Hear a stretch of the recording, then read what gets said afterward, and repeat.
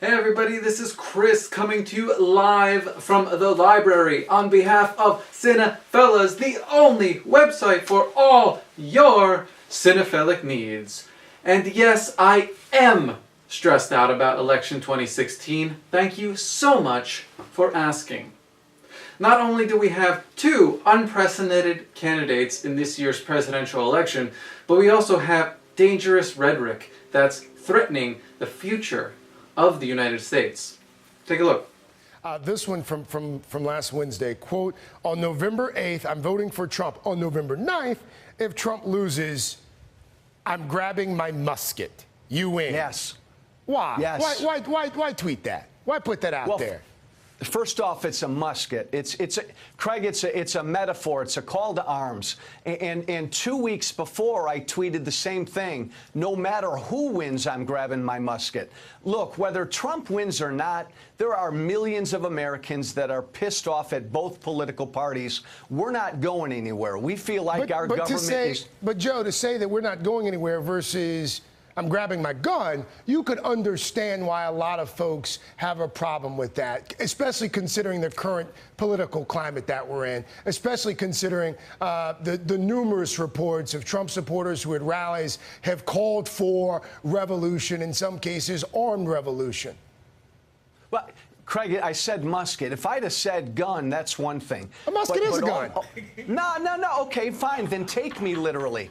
Why the hell would I advocate anybody to grab a musket? Nobody can find a musket anywhere. Craig, I challenge you to find a working musket. If you want to take me literally, that's idiotic, okay? Nobody would charge Washington in the year 2016 with a musket. It is a call to arms. Congressman, I think you're a smart guy. I think you know precisely what you were doing there. I think there are a host of other phrases you could have used, but you decided to go with, I'm going to grab my musket. I mean, it's a whistle. It's our founders. We believe, Craig, that we've lost this country. It harkens back to what our founders did. They grabbed their muskets and they went off to war. It's a call to arms, because so many of us feel like we've literally lost this country. That's what's behind Trump. You've lost the country to whom and to what? We've lost our freedoms, both political parties, to people like Hillary Clinton and all of these elites in Washington, Craig, Republican and Democrat, who no longer give a damn about regular Americans. That's what's carrying Trump. It's really got very little to do with Trump. This is not Republican versus Democrat, Craig. It's us against the elites. That's ex-Congressman Joe Walsh, who is known for controversial tweets, but inciting revolution has dangers of its own. This is especially true since we throw the word revolution around without understanding its meaning at all. So this week, I wanted to try and understand the word, and that's why I'll be reviewing the 1970 classic comedy, Start the Revolution Without Me. Welcome to a special Election Day edition of Chris's Classics.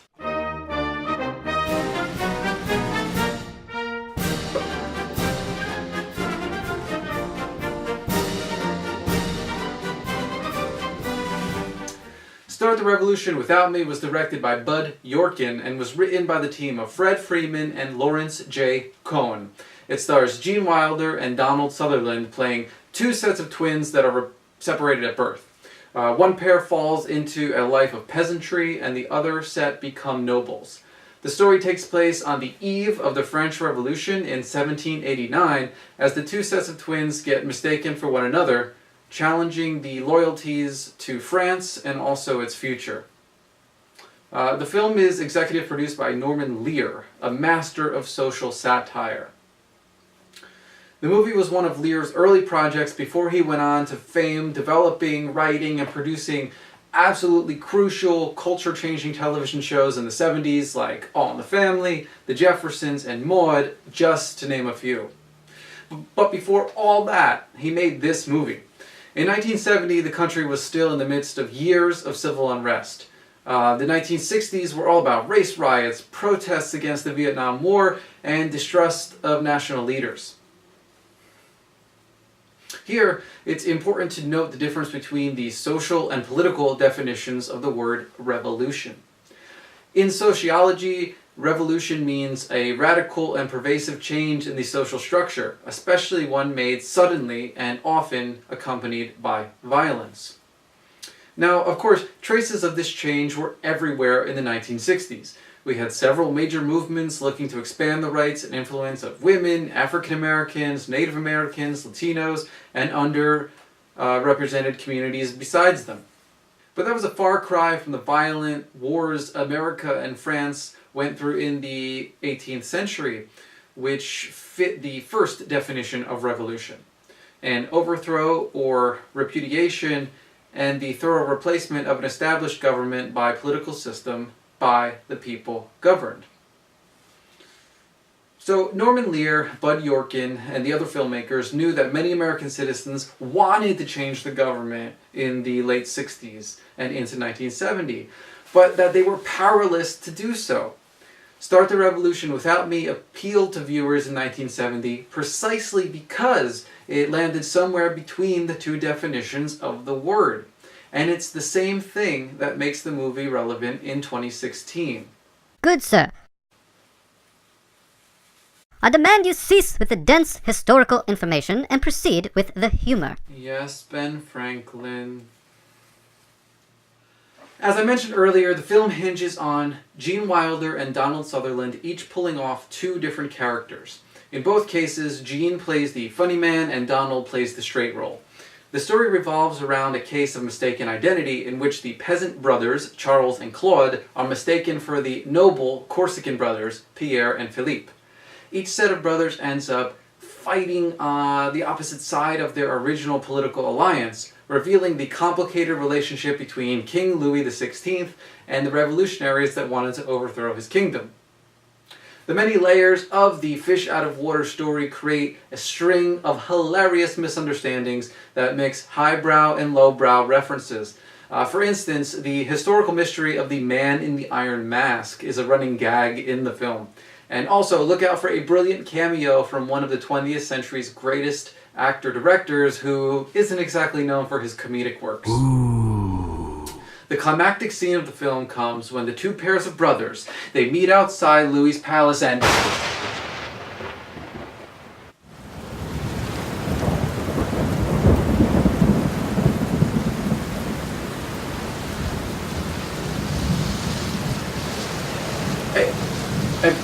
Hey, Ben, my man, you know, it would be great if you could hold off on the electricity experiments for a little bit.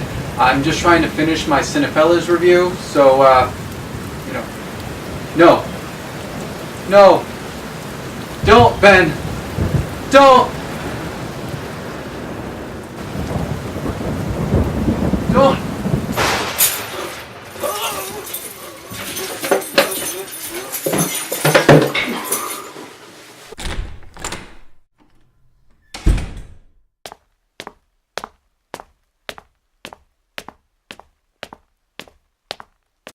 I give Start the Revolution Without Me 4 out of 5 hair pieces. Check out the film before the United States implodes on Election Day this Tuesday, November 8th. And leave us a comment as well. We'd love to hear from you. This is Ben for Cinephellas, reminding you to share a movie with someone you love, and, more importantly, to get out and vote. See you next time!